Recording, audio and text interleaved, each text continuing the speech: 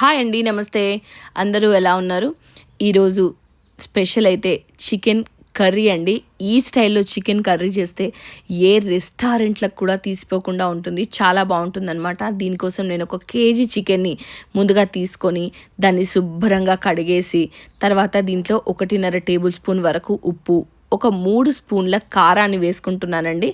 ఇలా చికెన్కి మనం మ్యారినేషన్ కోసం ముందుగా ఉప్పు, కారం, అలాగే కొద్దిగా పసుపు, అల్లం వెల్లుల్లి పేస్ట్ అన్నీ వేసి కలిపేసి నేను 1 గంట పాటు పక్కన పెట్టేసుకున్నానండి. చికెన్కి ఎప్పుడైనా మనం చేసేటప్పుడు మ్యారినేషన్ చేసి కాసేపు గంట లేదా 2 గంటలు టైం ఉంటే అలా పెట్టేస్తే భలే టేస్టీగా ఉంటుందండి. ఒకసారి మీరు నిజంగా చాలామంది చేస్తుంటారు, కానీ ఒకసారి ఇలా మ్యారినేట్ చికెన్ చేసి ఒక 2 అవర్స్ అలా వదిలిపెట్టేయండి. తర్వాత కర్రీ చేసుకోండి, ఎంత బాగుంటుంది అన్నది మీకే తెలుస్తుంది. అలా చేసుకున్న తర్వాత నాకు కమెంట్ అయితే చేయండి. మ్యారినేషన్ చేసిన చికెన్తో చేసిన కూర నిజంగా నెక్స్ట్ లెవెల్గా ఉంటుంది అని మీరే చెప్తారు. ఇలా అంతా కలిపేసి మనము చికెన్కి ఉప్పు, కారం అన్నీ పట్టేలాగా ముక్కను ఇలా నలుపుకుంటూ చేసేసుకుంటే ముక్కకు మంచిగా ఉప్పు, కారం పడతాయి అన్నమాట. ఇలా అంతా కలిపి 2 అవర్స్ నేను పక్క పెట్టేశాను. ఇలా పక్కన పెట్టేసి వంట చేసే ముందుగా నేను స్టవ్ ఆన్ చేసి కడాయి పెట్టుకున్నానండి.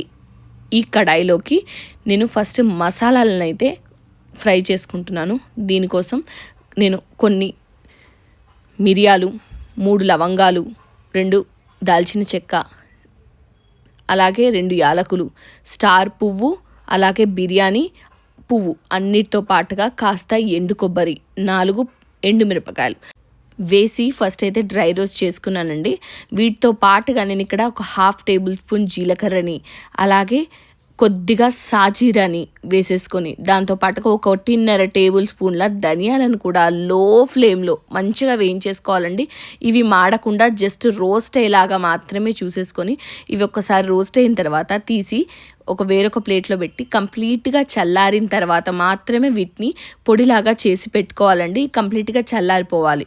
ఇప్పుడు నేను వేరొక బాండీ తీసుకొని దాంట్లోకి 4-5 టేబుల్ స్పూన్ల ఆయిల్ని అయితే వేసుకుంటున్నానండి. దీనికి ఆయిల్ బాగానే పడుతుంది, ఎందుకంటే మనము రోస్ట్ చేసిన తర్వాత కర్రీలాగా చేస్తున్నాం కాబట్టి అలా వేగడానికి నూనె అయితే చాలా పడుతుందండి. కానీ మంచి టేస్ట్ వస్తుందన్నమాట ఇలా నూనెతో చేసుకుంటే.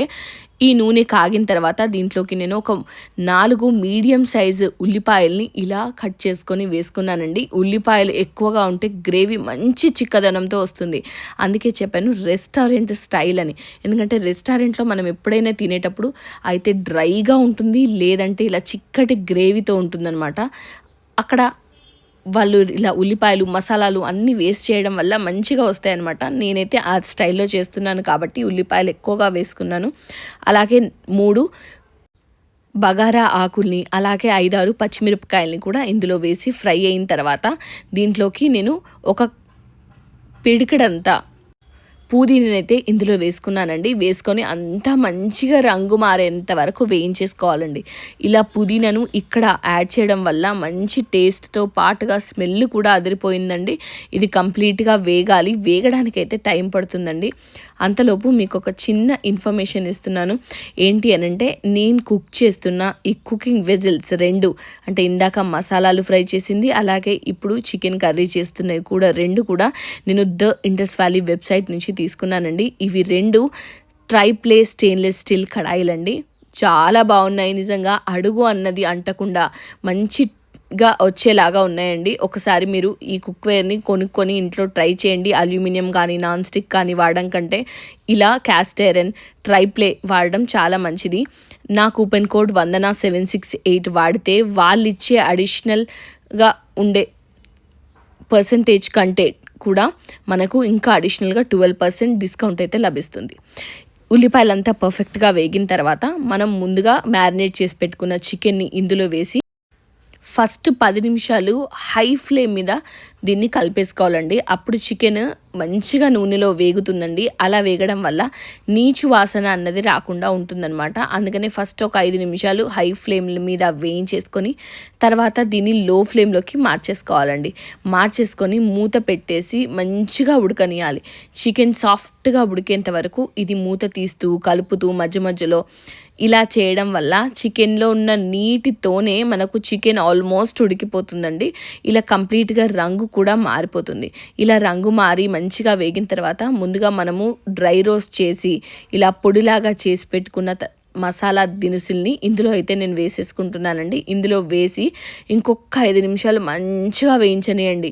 ఈ మసాలా వేసిన తర్వాత వాసన ఉంటుంది చూడండి, అబ్బా నిజంగా నెక్స్ట్ లెవెల్ అండి. అంత టేస్టీగా అనిపించింది నాకైతే. వండేటప్పుడే అనుకున్నాను కర్రీ అయితే నిజంగా బాగా అదిరిపోతుందేమో అని. నిజంగా అంత బాగుందండి. పూరీలోకి అలాగే అన్నంలోకి రెండింటికి కూడా ఇలా చిక్కటి గ్రేవీతో చాలా బాగుంటుంది. ఇదంతా మసాలా వేగేంత వరకు మంచిగా ఉంచేసుకొని తర్వాత నేను కొద్దిగా గ్రేవీ కోసం ఒక చిన్న గ్లాసెడ్ వాటర్ని అయితే ఇందులో యాడ్ చేసుకుంటున్నానండి.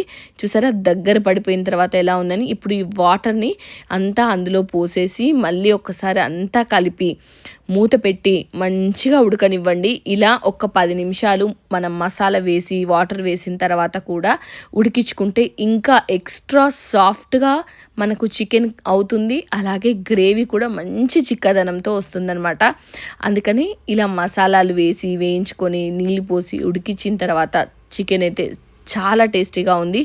తర్వాత ఇదంతా కంప్లీట్గా ఉడికింది అనుకున్నప్పుడు దీంట్లోకి మనం ఫైనల్గా కొద్దిగా కొత్తిమీర జల్లేసుకుంటే సరిపోతుందండి. ఎందుకంటే మనం ఆల్రెడీ మసాలాలన్నీ వేయించి పట్టేసి అందులో వేసేసాం కాబట్టి ఇంకా అడిషనల్గా వేయవలసిన మసాలాలు ఏమీ లేవు. అంతే అండి, చాలా సింపుల్.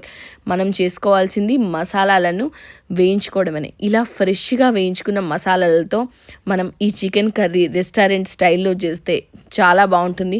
ఒక్కసారి ట్రై చేయండి. ఎలా ఉన్నదన్నది కమెంట్ చేసి చెప్పండి. వీడియో నచ్చితే లైక్ చేయండి, షేర్ చేయండి. అలాగే మన ఛానల్ని సబ్స్క్రైబ్ చేయడం అస్సలు మర్చిపోకండి. చూసారా చికెన్ ఎంత బాగా అయిందో, చిక్కటి గ్రేవీతో మంచి టేస్ట్తో అద్దిరిపోతుంది కర్రీ అయితే. మీరు ఒక్కసారి ట్రై చేయండి. Thanks for watching. Please subscribe to this is by Vandana YouTube channel. అలాగే మరొకసారి మళ్ళీ ఒక మంచి వీడియోలో మనం అందరం కలుద్దామండి. అప్పటి వరకు మన ఛానల్ పైన ఒక కన్నేసి ఉంచండి ఎలాంటి రెసిపీస్ అయితే పోస్ట్ చేస్తున్నాను అని. అలాగే మంచి టేస్టీగా హెల్తీగా ఉండడానికి మంచి కుక్వేర్ తీసుకోండి. అలాగే అవి ఎలా ఉన్నాయని కూడా నాకు కమెంట్ చేసి చెప్పండి. Thanks for watching.